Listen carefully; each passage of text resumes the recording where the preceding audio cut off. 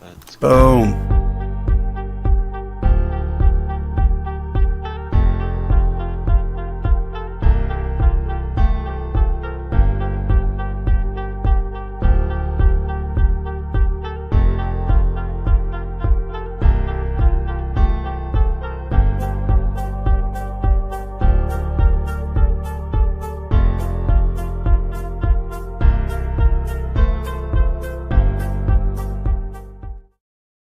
What is up?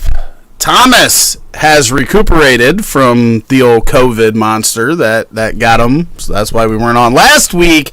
But this week we are talking some fantasy trades. Thomas, you put together this list.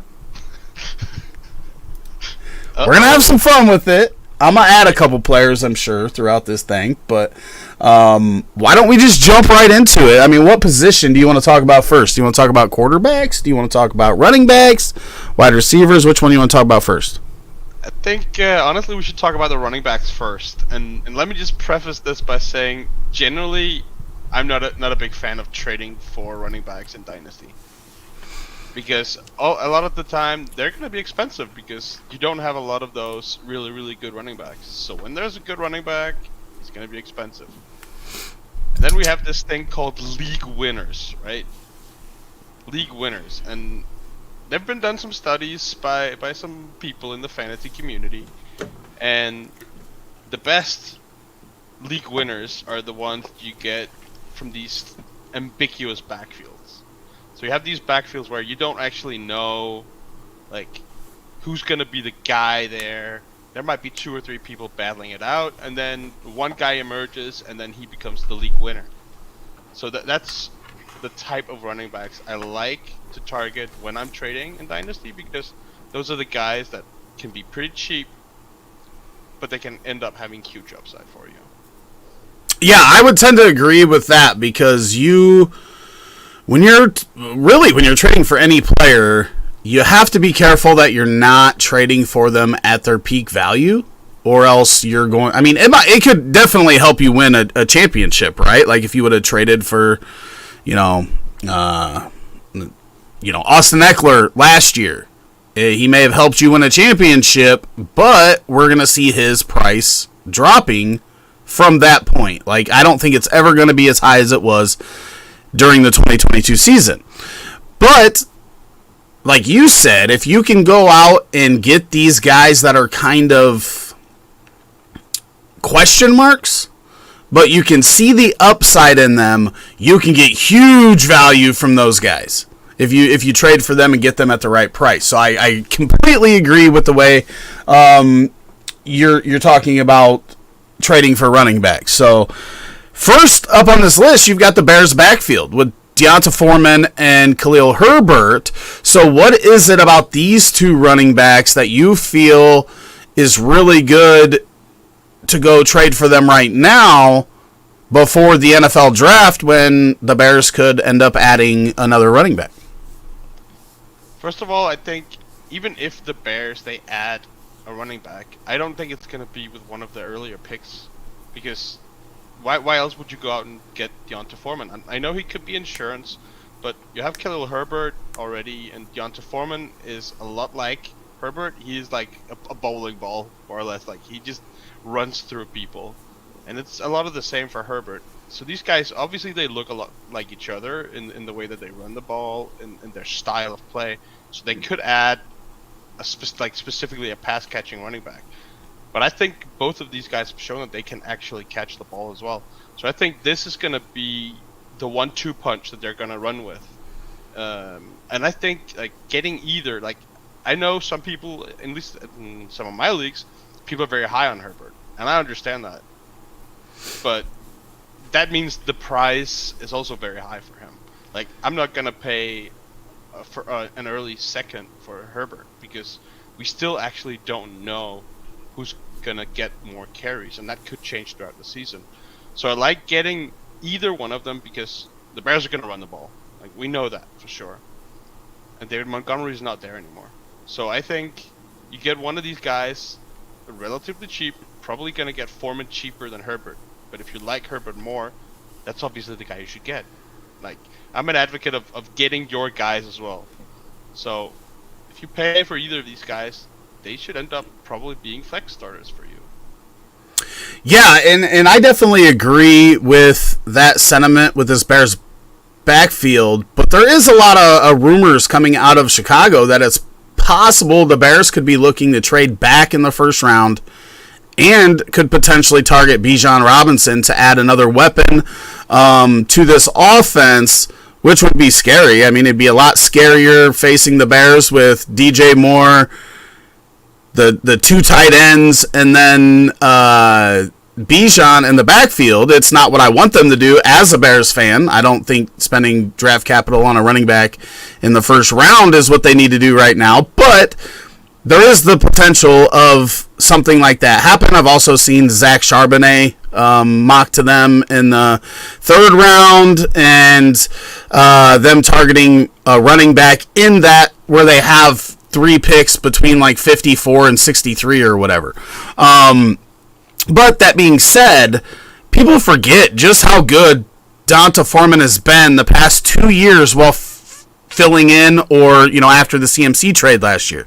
Last year he started 8 games, had 5 100-yard games, rushed for 997 yards, I believe, almost hit 1,000, and now he goes to the offense that had the most rushing yards, and Justin Fields was a big part of that. He led the team in rushing, so that can't be denied. But the running game with the running backs was also efficient.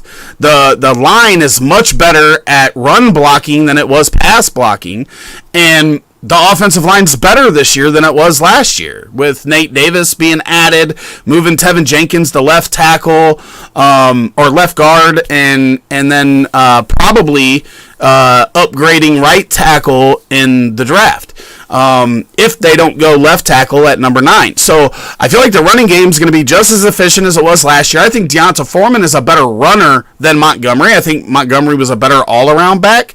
Shiftier, whereas Foreman, he'll power through you. But yeah, I mean, this running game is going to be very good. It's just it's going to be hard to tell, even if it is just Foreman and Herbert, who's going to get the majority of the work.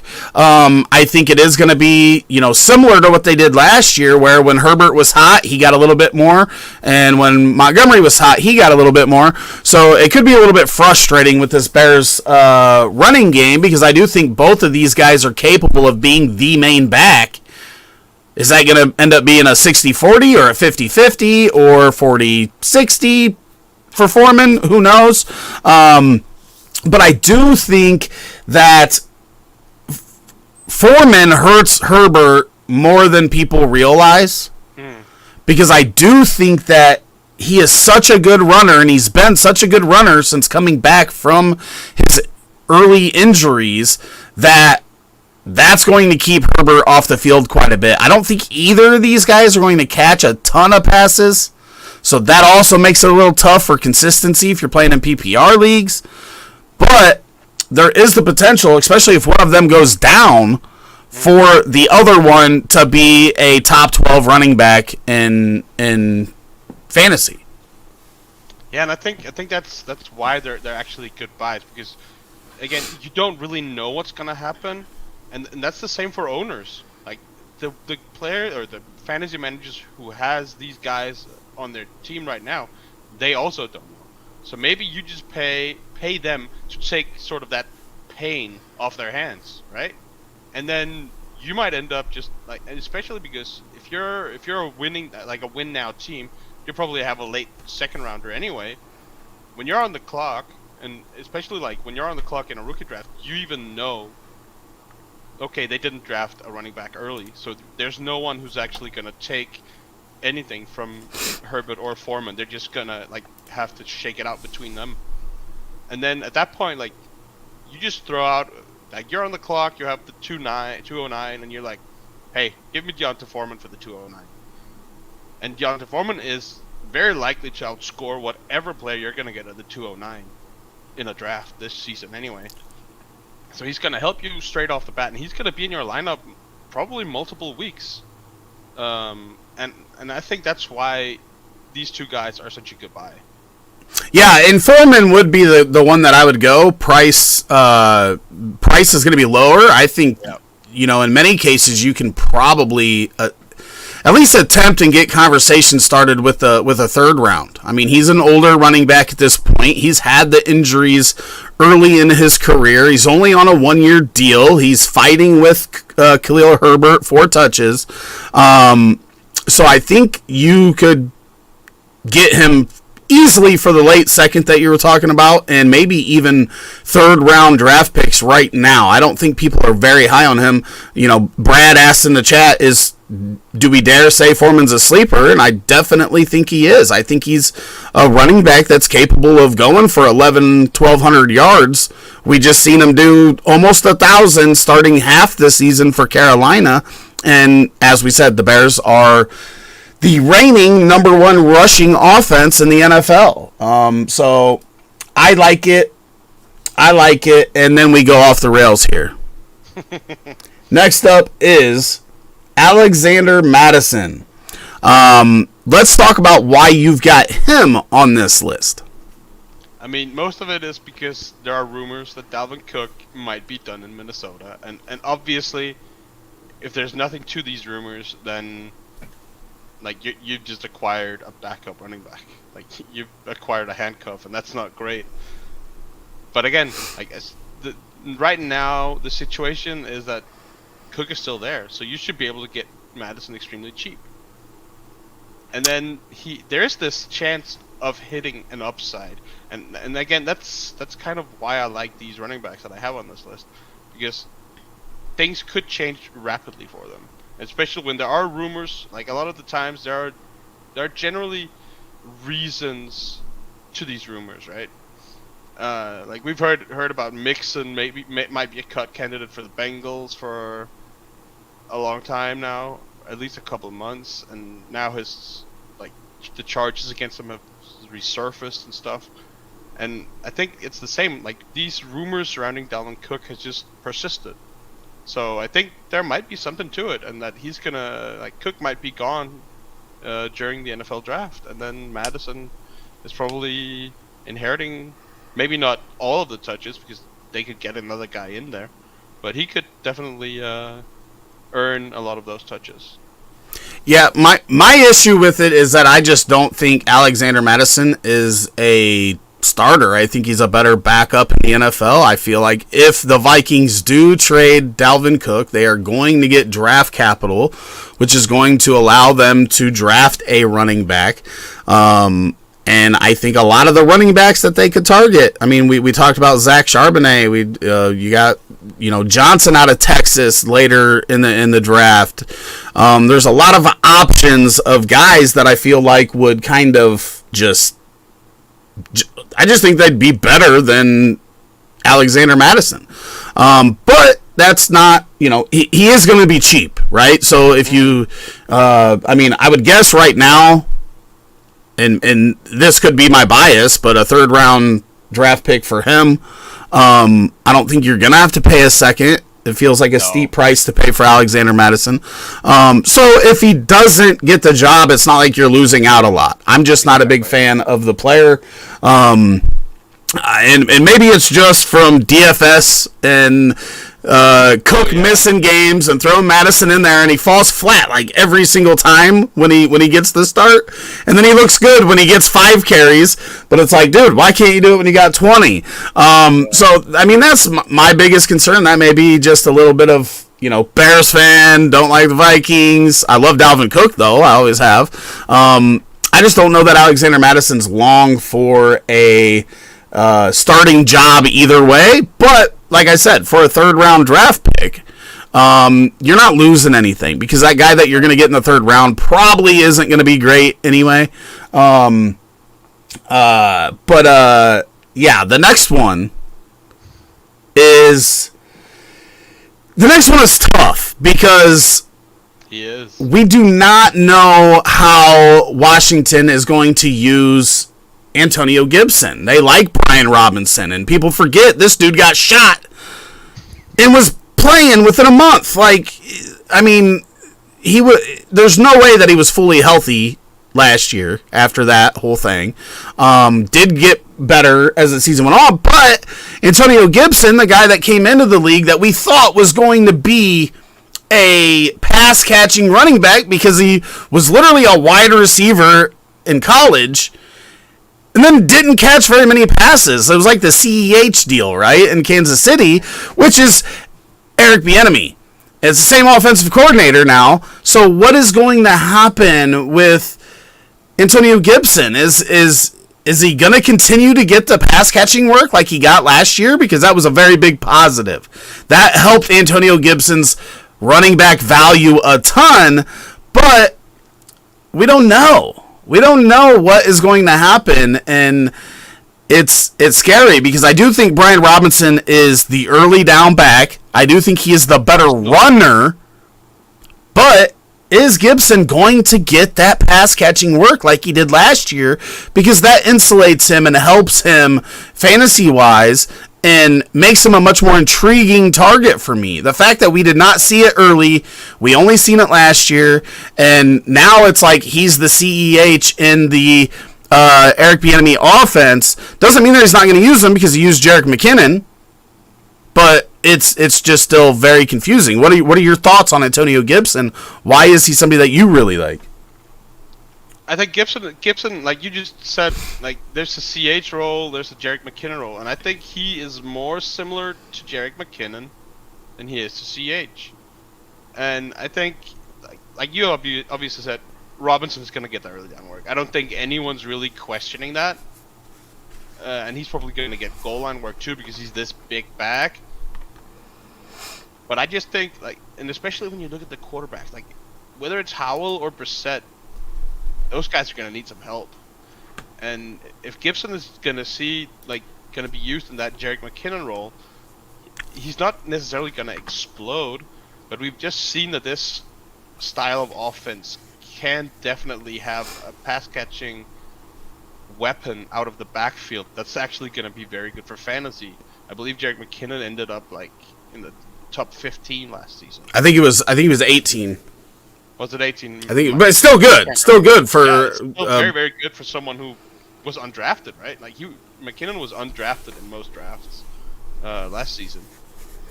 Obviously, Gibson has more of a name value because we've seen him do stuff for fantasy, and he's had good games as well.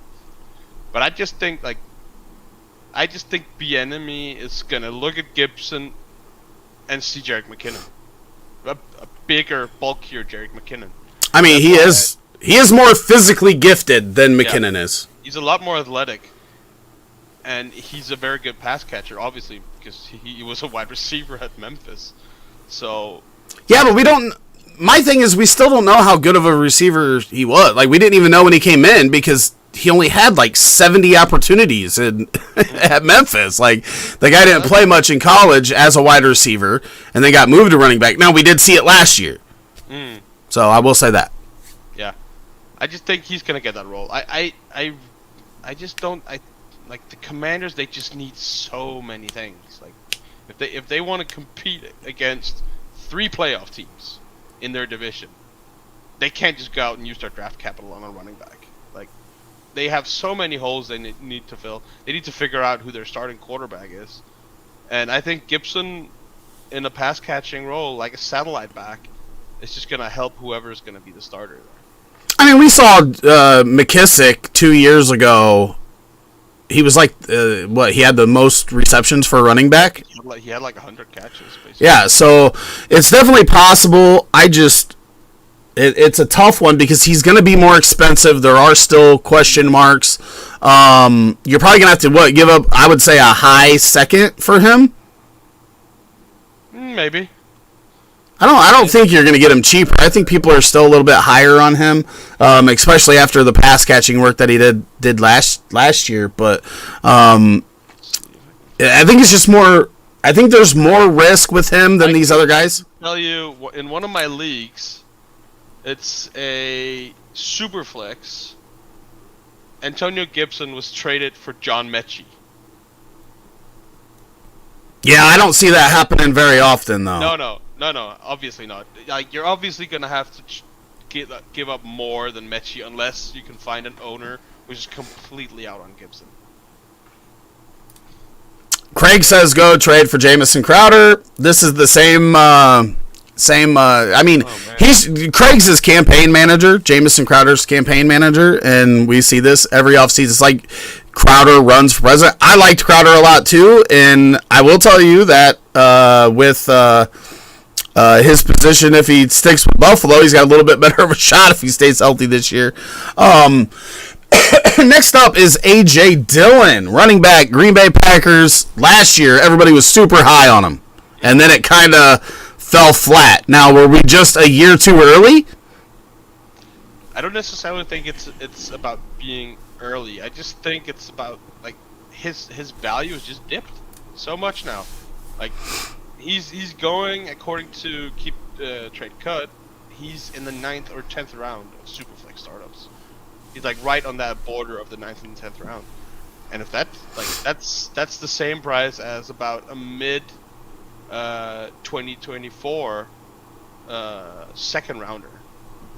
And I think, like, first of all, like Dillon, he's gonna get carried. Like, obviously he last year we just thought he was gonna get a lot more work and he was gonna be the goal line back and everything. And the offense, like the Green Bay offense, just wasn't clicking like we thought it would for a lot of the season. But now, like, they're not gonna have Aaron Rodgers. I think they're gonna be very, very run heavy. They're gonna have to lean on Aaron Jones and A.J. Dillon not to not put Jordan Love in terrible positions. And at that price, I'm totally on board with A.J. Dillon, because like we talked about with Deonta Foreman and Herbert, if the guy in front of him, if Aaron Jones is injured, like Dillon is gonna get so much volume. Dillon's also a better pass catcher than you expect out of a big-bodied bowling ball style quadzilla running back, right? Like it's different than Nick Chubb and Derrick Henry. If he does get all the work, if Aaron Jones, I hope he doesn't because I love Aaron Jones, but if he would get hurt, I think that Dillon is going to catch quite a few passes out of the backfield, especially with the wide receiver core the way it is there. Obviously you've got Watson and Dobbs on the outside, but there's not a lot more depth at the wide receiver position. Tight ends, a big question mark for them right now. I do think that Dillon is going to be used more in the pass game. I do agree with you that the run game is going to be much more prevalent than we've seen in 25, 30 years in Green Bay probably. They're going to have to lean on that running game and help Jordan Love in that way. So I completely agree. I love Dillon. I love the talent. I think last year was a down year. I do think he is a great target right now because he could give us the production we were expecting last year for half the acquisition cost of what he was last year. What position we going to next, Thomas? Before we go on, I just want to know, like, what pick would you be willing to give up for A.J. Dillon? I'd probably give a high second. And if I was in a real tough spot, I mean, if I was competing, maybe back first. I don't love the running backs when you get to that range in rookie drafts, so I would be willing to take a shot on Dillon in the right circumstance for, pick 111, 112, and on. I would try to stick to second rounders, but if I'm in a desperate spot, I would consider late first for him, because I do think this is probably Aaron Jones' last year in Green Bay, and Dillon will probably be the starter going forward. But again, we are one injury away from a potential top 12 running back. Yeah, I'll take a chance if I'm in the right situation. It is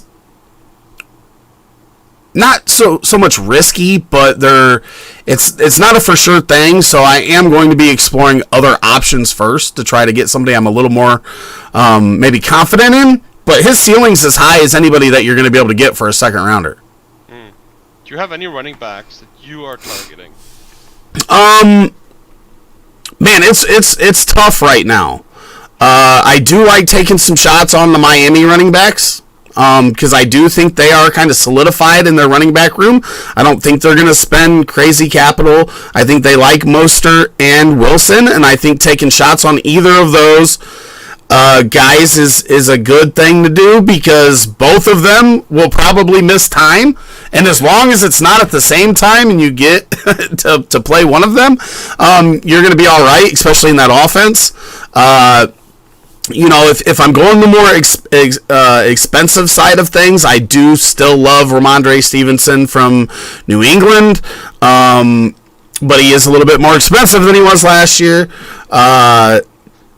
Just a bit. A lot of the running backs that I am taking shots on are the probably third tier of the rookie class, the Zach Charbonnets, Roscoe Johnsons, brain fart. Kendre? Well, I love Miller. I love Kendre Miller. Kendre. Even Achane, or however you say his last name. I wish they would just have names like mine, like Butts, like it's clear. You know what it is. People are afraid to say it. They'll say other stuff just not to say it. But yeah. So I like that third tier, the rookie running backs. I do think the good ones are going to move up to probably the 1, 7, 8, 9, 10 range in drafts. Because I do think some of the wide receivers are going to drop a little bit after the NFL draft. But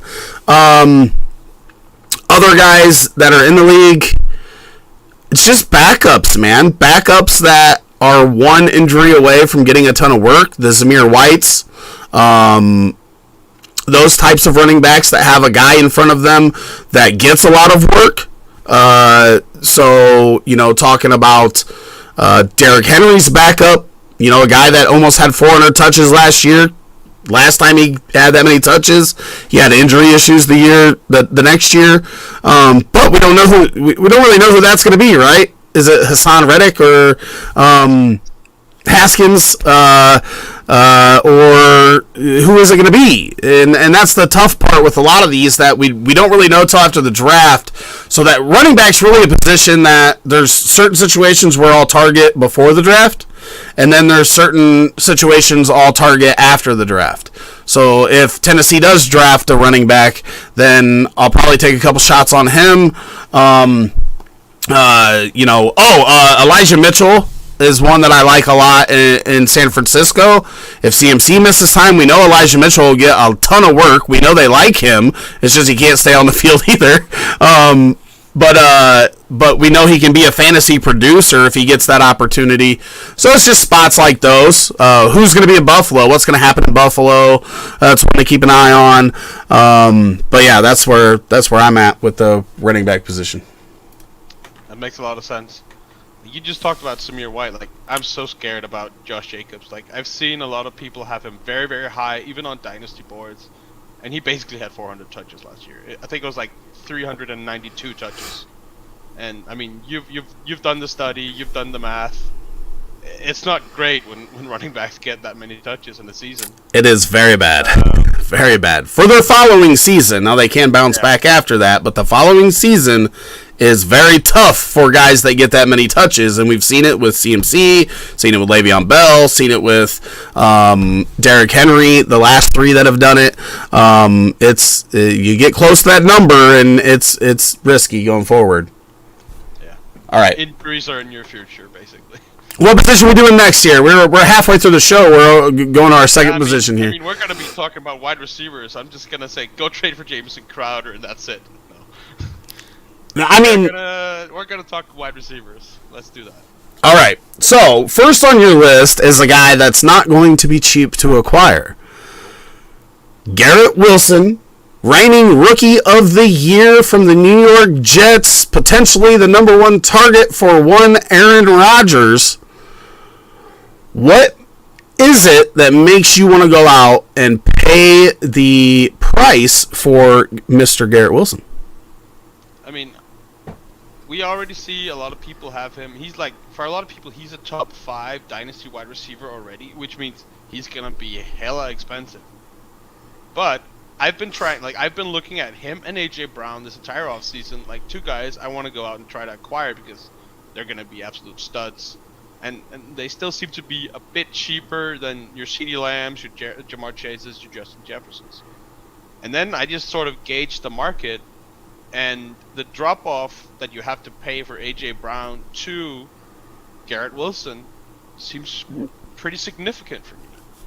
And I don't know who's going to be better next season. Like, if Garrett Wilson gets Aaron Rodgers as his quarterback, I don't know if Brown's going to be the better of the two. Like, Wilson could just as well overtake him. And a year from now, Wilson could be the wide receiver 3 in Dynasty. So he's going to be expensive, but he could definitely sort of top the guys that are right in front of him and leapfrog those guys. And I think that's why you want to pay the price for him. I mean, I'm not going to argue because Garrett Wilson was my favorite rookie in last year's class. I absolutely love the talent. I love what he did with the revolving door at quarterback last year. You know, I just did a short talking about his price picks number, talking about how Mike White, Zach Wilson, Joe Flacco helped this guy get Rookie of the Year, and they were not good. And it looks like there's 7 targets. Yeah, just a ton. I mean, he's the guy in New York, and if even with Lazard coming there, Randall Cobb, Aaron Rodgers, this is the most skilled wide receiver he will have, and I think that Wilson is going to have a huge second year. So I'm on board. It's going to be expensive, but to get players that you're confident in, like this, we're not taking a shot on Garrett Wilson, right? We're just acquiring a stud wide receiver that we're going to have to spend a lot of capital on. But I'm confident that he is going to make it worth it, so I'm on board with that. You have another second-year player on here. I do, but first, let's talk the price for Wilson, because I just acquired him in a Superflex league. And I had to pay Tony Pollard, the 110, and a future second-rounder. It was a 24 second-rounder. And I think that, I'm definitely going to be a playoff team. I was in a worse place than my team's in now last season, and I was a playoff team. So I'm definitely going to be a playoff team. Do you think that is too much for Wilson? Or do you think that's about right? Say the capital again, because you said a lot of other stuff, too, and Yeah, sorry. Tony Pollard, the 110, and a late second next year. No, I don't think that's too much, because I'm not a big Tony Pollard guy. I don't think that his price growth matches what his production's going to be. I don't think he's ever going to be the guy at running back. So I feel like, 110, again, we talked. I like the first about maybe 4. I really like the first 4 players in this class, and then I like pretty well the next 4. Yeah, same. So, we're talking 8, 9 players in this class, potentially 10, but I don't mind giving up though. I don't feel so comfortable with them that I'm worried about giving them up for a Garrett Wilson. We're getting a for sure guy that we've already seen produce. We're getting rid of some question marks. We're getting rid of a running back, which I never mind doing, and especially one that's not a for sure deal either, right? Cowboys are another team that's been rumored for Bijan Robinson a ton. So Tony Pollard's value could drop in an instant, right?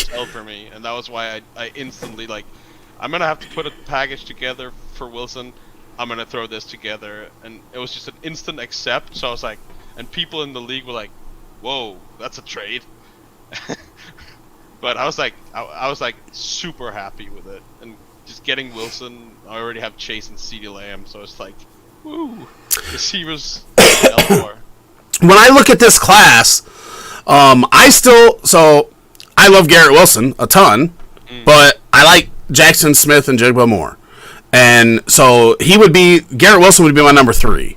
And people forget that, Garrett Wilson was the number 2 JSN at Ohio State, and Olave, all 3 of them just freaking awesome.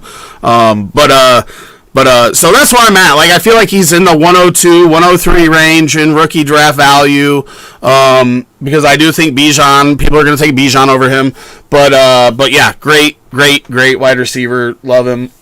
Second year player up next. We gotta go through these. We're running out of time here. Yeah, Jameson Williams.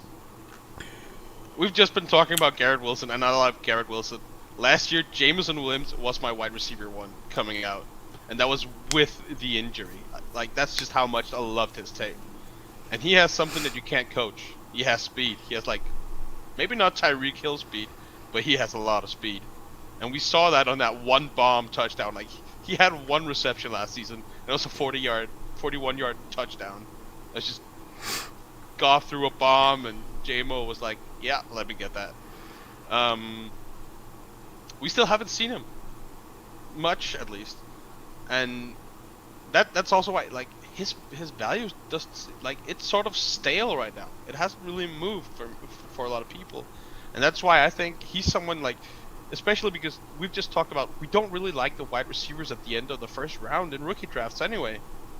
Not even in Superflex, where some, like, QJ or Addison might fall to that, like, 109, 110 spot.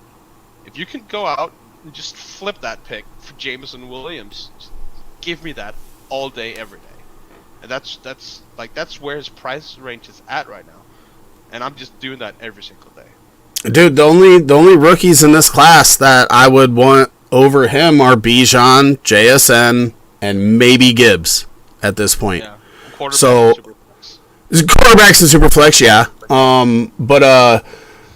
But yeah, looking at Jameson, he was my wide receiver 3, or wide receiver 4. But people forget the 4 last year at the top. I liked a lot, and it was I had Wilson, then London, then Olave, then Jameson. But Wilson had a little bit of a gap, and then the other 3 were like real close together. Like I wouldn't argue those 3 in any order. I just thought Garrett Wilson was clearly the best talent out of the group. So I love trading for Jameson Williams. I think Detroit's on the right trajectory. The offense was a lot better last year. Jared Goff played really, really well. You've got another wide receiver that takes a lot of pressure off of Jameson with ARSB.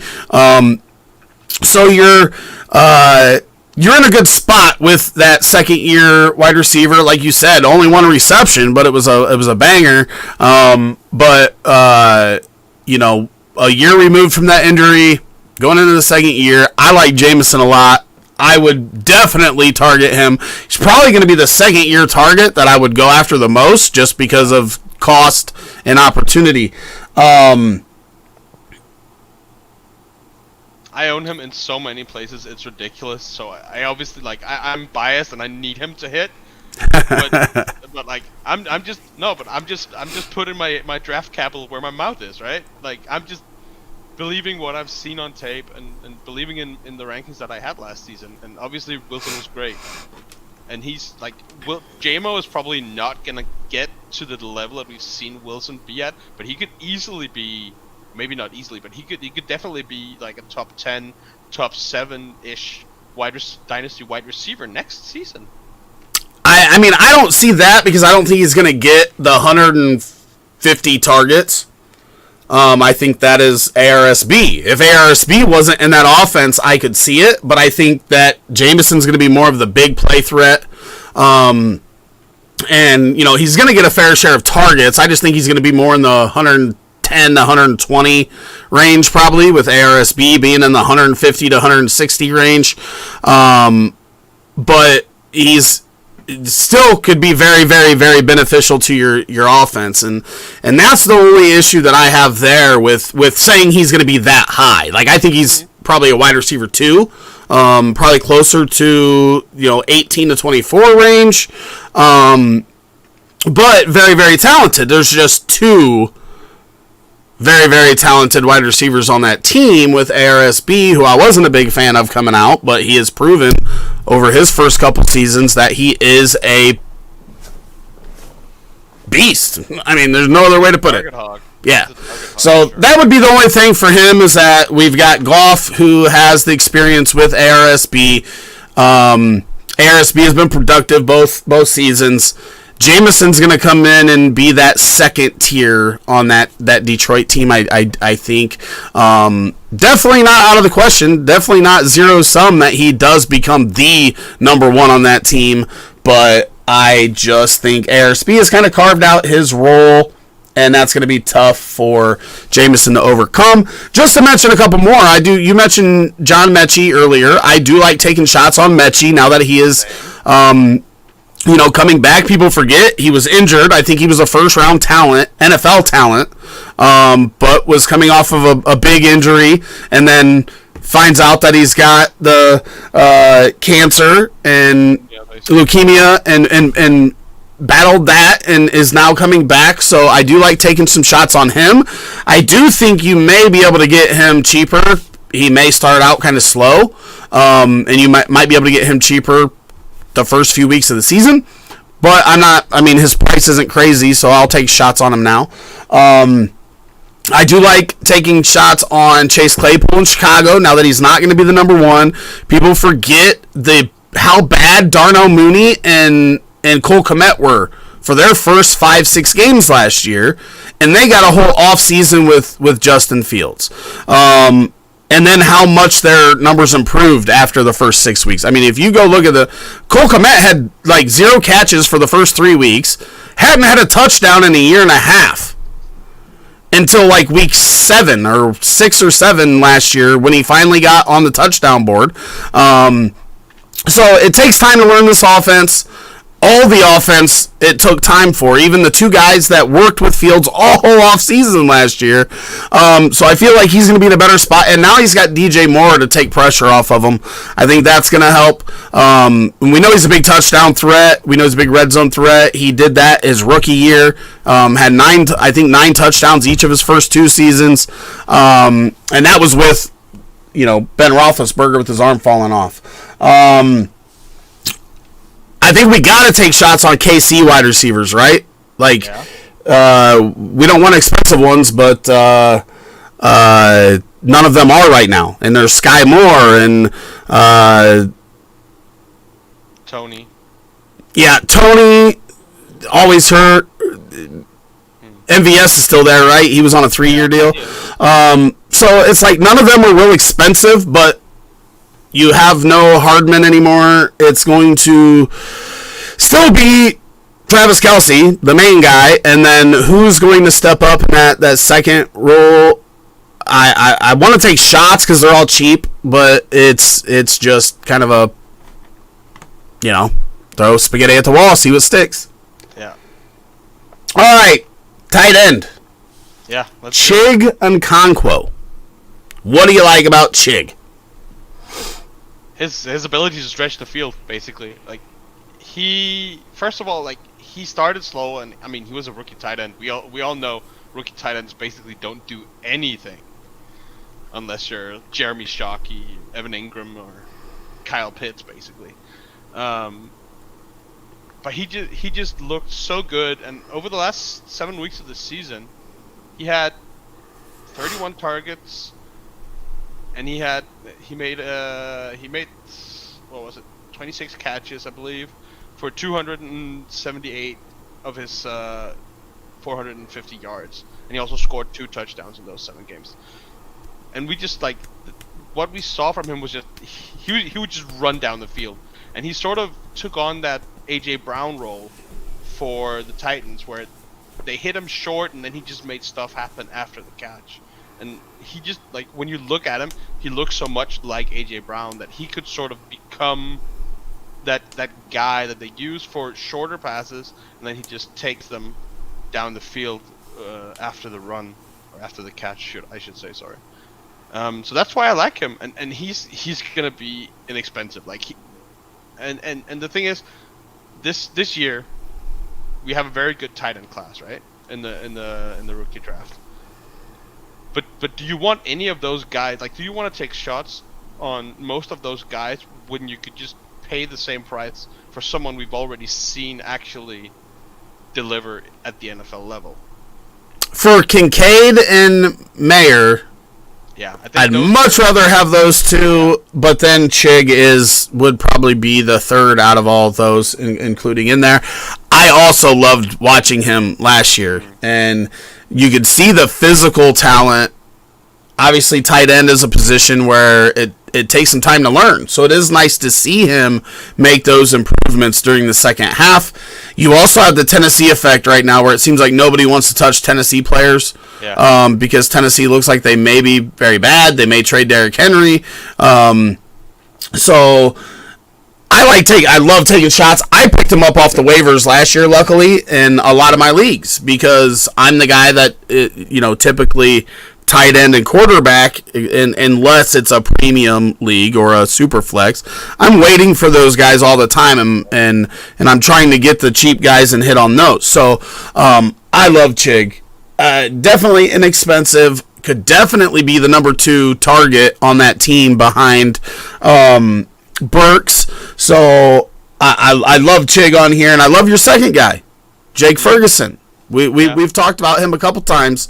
I'm on board with your tight ends for sure, because we saw Dalton Schultz be very productive in that Dallas offense at tight end, and I think Jake Ferguson's a better talent. I think he's more physically gifted. I think he's a better route runner, and we've seen in a small sample size some huge production on a per reception basis from Jake Ferguson last year. And with Schultz gone now, Ferguson's probably going to get a ton of targets, and I think with his skill set, dare I say it, he could be a top 8 tight end next year. He could definitely be a tight end 1, because like the tight end landscape is just so random. And that's very random. If you can just get these guys who has some touchdown upside, and I think like if Jake Ferguson becomes a starter, he's gonna have touchdown upside. And as you said, like he's probably just a Dalton Schultz 2.0. Like he's slightly better at everything than Dalton Schultz was coming out. And Dalton Schultz took some time to adjust. We've already seen Jake Ferguson do stuff in the NFL. Like he hasn't blown the doors off or anything, but we've seen him be good with the opportunities that he's gotten, and we know that Dak loves to throw to his tight end. So I love getting Jake Ferguson. I think the cat's kind of out of the bag with him now, so I don't think he's gonna be like, you're gonna have to probably pay more for him than you have to pay for Chico Okonkwo, which is unfortunate. And there is this uncertainty that where the Cowboys have their pick is usually where a lot of mock drafts have a tight end coming off the board, right? At the sort of the last 5 or 6 picks in the first round of the NFL draft. So could they draft a tight end? Maybe. Will they? I don't probably not in the first round. Like they have other things they need to address. So in the first round, I definitely don't think they're going there. No. So if they go later and they draft one, like here's the thing, like even if a guy goes in the first round, even if they draft a tight end in the first round, it doesn't mean that he's going to play a ton for the next 2 years. And Ferguson could, similar to Schultz, that guy could be behind him and produce at the time that it's time for Ferguson to get a contract or move on teams or whatever. So I just wanted to mention that. It takes time for most tight ends.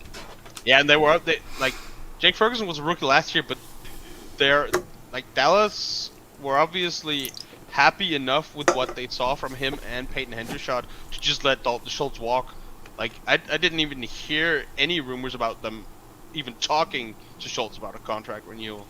So it felt like they were just happy to let him walk and save the money on that position.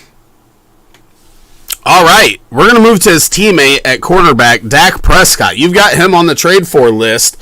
What is this? And we've got 8 minutes, so we got to run through these QBs, and we got questions too.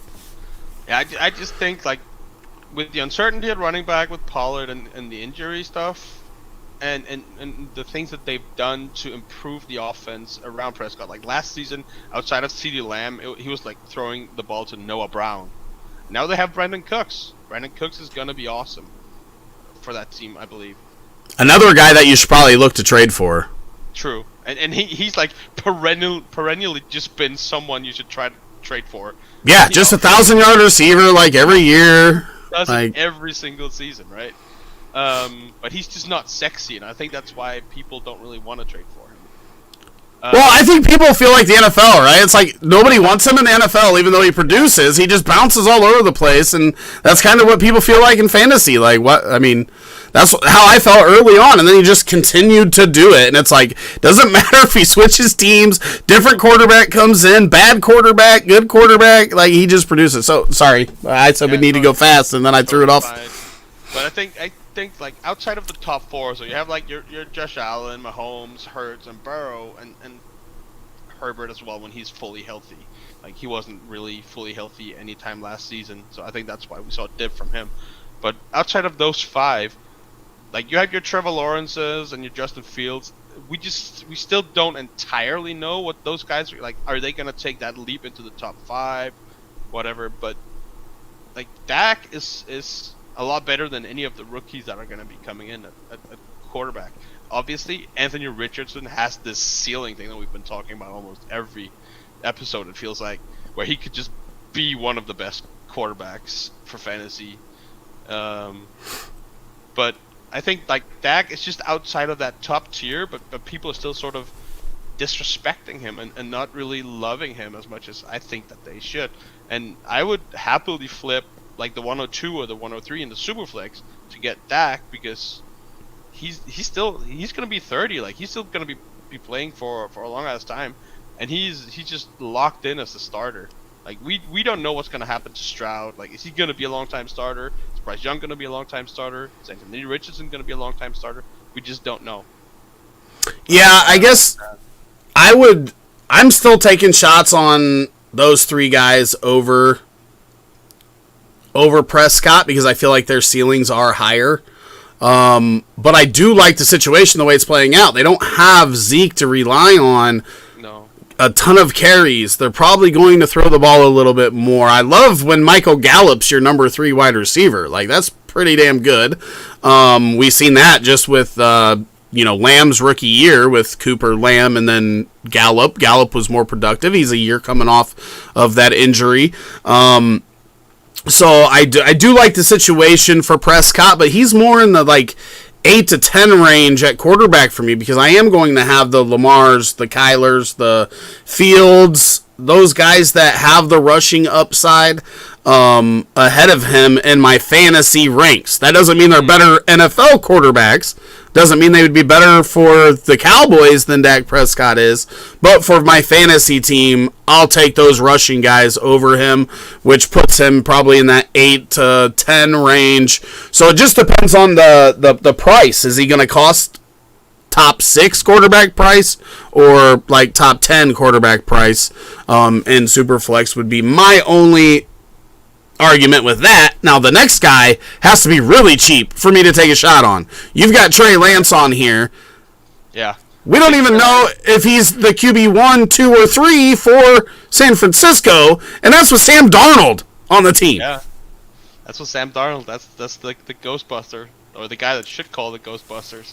But yeah, I just think like Trey Lance, we still don't know anything about him. Like he could be anything. He's sort of that mystery box, right? And if you're sitting there in Superflex League, and you're just like, you don't love whatever you're going to be picking, try to see if you can flip that pick for Trey Lance, maybe in the late first round. I'm happy to do that because I still don't know what Trey Lance is going to end up being. You're trading a first round pick for Trey Lance in Superflex. Let's not do that, for one. Let's not do that. Let's talk about it. You say we don't know, but I feel like the 49ers are telling us that they know. Last year, in the offseason, it looked like Jimmy Garoppolo was for sure gone. Mm-hmm. They work with Trey Lance, and guess what happens? They decide, oh shit, we need to fix this We need to have Jimmy Garoppolo on this roster because we don't know if Trey Lance is the guy. That's how I see that situation. Maybe it's not. That's how I see it, though. That's my opinion. Yeah, that's fair. Then we get into the season, and Brock Purdy ends up starting after Jimmy Garoppolo gets hurt, and now they talk. This is the guy that gets the shot to start. Obviously, we don't know if he's going to be healthy to start the season, but then they go out and get Sam Darnold, who played better down the stretch last year than he had played previously. I don't think he's a starter in the NFL for long, but I feel like the 49ers keep telling us, we don't know if we got this one right. We don't know. And that worries me. I can't trade a first-round pick for him. I could take some shots in the second round, but right now, for a team that spent a bunch of draft capital to move up and take this guy number 3 overall, everything they're showing us, I feel, is showing us that we aren't confident that we got it right, and that makes it real hard for me to give up a first-round pick for a guy that went 3rd overall. I mean, that's where I'm at with them. I think that's fair, but if they're not convinced that they got it right, then why did they even let him start last season? Like, why didn't they just say Jimmy Garoppolo's our guy then? Well, because there's a part of that where you don't want to admit you're wrong, especially when you haven't got to see him play very much, right? Like, you do need to put him out there and see what he can do. I mean, he can play very much. Well, right, but you've seen him play a little bit last year. Loses to the number 32 team the first week, even in a monsoon, the weather, whatnot, but the other team was playing in that monsoon. Justin Fields did better, got the win. But that was a 3-win Bears team that he lost to, and then obviously he was hurt in week 2. But if all that stuff that you've seen in the offseason, for 2 off seasons now, what the limited game time that you've seen, I just feel like the 49ers are telling us by what they've done at quarterback. Bringing Garoppolo back last year, talking about Brock Purdy being the starter this offseason, bringing in Sam Darnold. It's just tough for me to put any serious capital into him. Now, it could just be both he and Purdy were hurt. That's why they brought Darnold in. But the talk of Purdy it kind of makes me think that Purdy's their guy, at least to start, if and when he's healthy. Yeah. I think it's just I'm willing to bet on the upside because Trey Lance has the Konami code stuff that we've been talking about, and which is like the reason why someone like Justin Fields is as high as he is in Dynasty rankings, right? So I think I'm just willing to take that shot, and if he doesn't amount to anything, then if even in the late first, there's not really any rookie that I'm totally in love with and I want at that spot. And if Trey Lance then ends up hitting, he's gonna outvalue whatever rookie you could pick there. Like maybe except Hendon Hooker if yeah. Good draft capital. I could get on board with that sentiment, but I also feel like in a lot of spots, if I send a late first for, like, I'd rather have Jared Goff. That's fair. Like, if I'm spending a late first, like, I'd rather get Jared Goff. I'd rather get, I'd rather have Jimmy Garoppolo. I mean, and you're probably going to get, I haven't looked because I haven't tried to acquire Lance anywhere, but I would guess that their prices are probably cheaper, even with everything that's happened with Trey Lance. I would assume that you could get those guys a little bit cheaper than you could Trey Lance, maybe. I honestly don't really know what Lance's price is right now. I'm just saying what I would be comfortable selling or buying him for.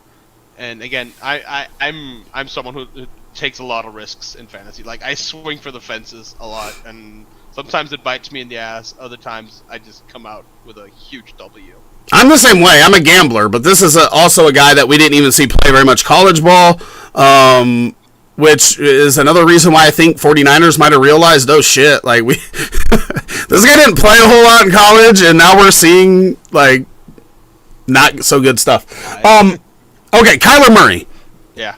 I mean, this is a guy that was talked about as the number one dynasty quarterback just a couple seasons ago, has had trouble with maybe not being dedicated enough and mature enough at this point. But if this dude matures and stays healthy, he's a beast. He's a top 4 quarterback in the league, fantasy wise.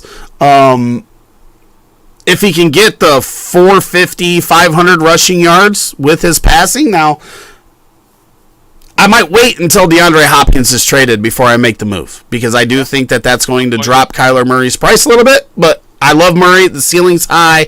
We need some health and some more maturity out of him, and this dude could go ballistic. So what are your thoughts there on Kyler Murray? This is our last player, then we'll wrap it up.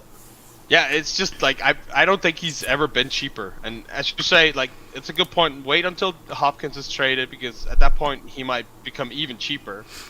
But I've seen him almost like not a throw-in, but like I've seen him go for what is essentially like his value has been like a first-round pick, rookie pick.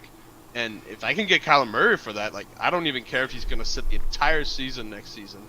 I just want him on my roster because, as you say, he has this top 5, top 3 upside in Superflex leagues, and we've already seen him have that value. So if I can get him at like half of what he's been worth previously, I'll take it. I'm with you. I mean, I love the talent, the skill set. We do need the maturity to kick in there, and it could be very, very good for Kyler Murray. If I can get him for what it would be, the Richardson, Stroud, Young, I would take him over any of those 3 for sure. Unless I'm like a really, really, really young team that's got a few years probably of rebuild, then I'm probably going with Richardson over him because of that just astronomical ceiling. But our prize picks for the day, Mr. Travis Kelce. Season long, but it's an easy one, honestly. So 1,125.5 receiving yards is his line at Prize Picks last year. 152 targets, 110 receptions, 1,338 yards, 12 touchdowns, 12.2 per catch, and a 72.4% catch radius or catch percentage. Huge catch radius, too. Travis Kelce here.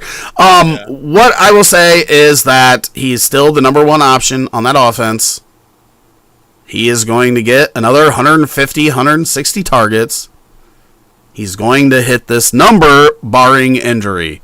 So that's the only concern there is with Travis Kelce. I think he's showing that he can still do it, even as he gets up there in age. Not only the top tight end, but probably a top 6 wide receiver in the league, just straight up. Yeah, I mean, if you're playing in 1.5 tight end premium, he was the best player. Like, he was better than Jefferson. Yeah. So, like, there's that. Fun fact: Kelce has hit exactly 1,125 yards twice in his career. Oh yeah, falling that half yard short. That's gonna get me. That's gonna get me. Like, that was in 2021 and then in 2016. How many times has he been over though?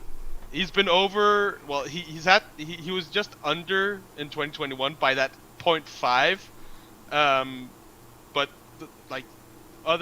the other 4 seasons of the last 5, he's been over, and I believe he's been over 6 times in his career. Yeah, I was gonna say this one's a pretty easy over for. Easy smash over. Yeah, I'm taking the over. You're taking the over, and we forget we've got that extra game, right? Like exactly. they didn't have that for most of his career, so I like this number. But we have one more. We have a question here from Mr. Bakes a lot over there in the chat on YouTube. Would you trade Kirk Cousins and J.K. Dobbins for Kenneth Walker in Dynasty? I do want to know, Mr. Bakes, if it's a 1 QB or super flex, because that's going to make a difference for me. But Thomas, what are you thinking? If it's 1 QB, are you doing this? In 1 QB, it's probably the easiest smash accept ever. I just want Ken Walker. But I think even in Superflex, I think I'll take the Ken Walker side by a smidge. See, I don't have Dobbins and Walker very far apart. I love J.K. Dobbins. I mean, look what he did when he came back last year. Even though he didn't look right, we've seen not early in the season because he didn't play early in the season, but early when he did start playing last year, that there were some major. It just didn't look right. It didn't look natural when he was running, but he was still putting up numbers. I love J.K. Dobbins. I think that he is every bit as good as Ken Walker. I'm probably taking, it is Superflex, he said. I'm definitely taking the Cousins Dobbins side in Superflex. I really believe that Dobbins and Ken Walker will probably be similar value as we get into the season. So you're getting a bonus quarterback here, and that's not a bad thing to do, especially in Superflex. Do you have anything, now that you know it's Superflex, do you have anything else? I love Ken Walker. I was so high on him coming in last year, and I'm not sold on Dobbins, and I think that's basically where we differ in this trade, is because of Dobbins' value. But I will say it's quite close in Superflex. So I think if we're gonna give him a united answer, it's probably Cousins and Dobbins, just because you're more you're swinging a lot more for that side than I am for the Ken Walker side. Yeah, I mean, there's no issue with us disagreeing on the sides. I guess I would ask, why are you not sold on Dobbins? I mean, all he has done as he's played has produced. He has been the most efficient running back while he's played. I think it's he's not going to get any catches. Walker might not get a ton of catches. I was going to say, he didn't either. He didn't, but I think he is going to, because I think they don't have Travis Homer anymore, who's their pass-catching running back. We've seen Ken Walker be able to catch passes, so I think he's gonna do that more than Dobbins is, and I think that's why I have him a lot higher. And I just think they just want to run the ball into the ground in Seattle. Well, we know that's what they want to do in Baltimore too. Yeah, but they also have Lamar doing that, and Lamar just runs the ball instead of throwing it short to his running backs. So I think Dobbins, it wouldn't surprise me if he gets 5 to 7 catches. And Walker could easily for me be around 30. And I think that's where the gap comes in. Yeah, no, I mean, I just don't think Ken Walker is that much, I don't think he is a starting NFL quarterback in Superflex difference than Dobbins. That's my only thing. I like both. But Dobbins was my favorite running back in that class. Obviously, the injury's rough, but it'll be interesting to see how he comes in 2023, being a year removed from that. Well, I guess at that point it'd be about a year and a half. Our discussion just now probably means that Dobbins is a buy, right? Yeah, I mean, I definitely would. Yeah. But I would have before anyway. Wait on him, but yeah, that's fair. But I still think when we you can easily see someone at the in a league where two managers are just like us. One guy just doesn't like Dobbins and another guy does, and if the guy who owns Dobbins is not that high on him, go buy him. Mr. Bakeslot says Dobbins' knee looks like an alien, scares me in Dynasty. Walker's the next Chris Carson in Seattle for the next 3 years. He says my mic is a little loud. Well, when I asked Thomas before the show how I sound, and he tells me it's good, blame him. Maybe we just shouldn't shout, I might have got a little passionate there for a second, but I'll move it away from my face a little bit here, and hopefully that'll help. Yeah, the knee with modern medicine, I'm not worried about the knee long term. I think you just got to get back in the football shape. You got to trust it, right? And I think Dobbins will be good. I mean, he was very, very productive when he came back in last year, even though it didn't look right. And I feel like with a whole nother offseason, he's going to be good to go when this season starts. So That's me on that side. I'll take the Dobbins and Cousins side, but it is a split decision here, so hopefully your opinion can be the tiebreaker there. So, all right, we are 12 minutes past due. I got to get back to work. My boss is an asshole. So, we are going to get out of here. Thanks you, everybody. Hit that like button, subscribe. Don't miss any of our shows. We will have the Dynasty Heat Seekers on at 5 p.m. Eastern tonight with Bryce and Demo talking top 10 quarterbacks for fantasy. So tune in. 5 p.m. Eastern. It will be interesting to see. Yeah. All right. Have a great time, guys. See you next Thursday.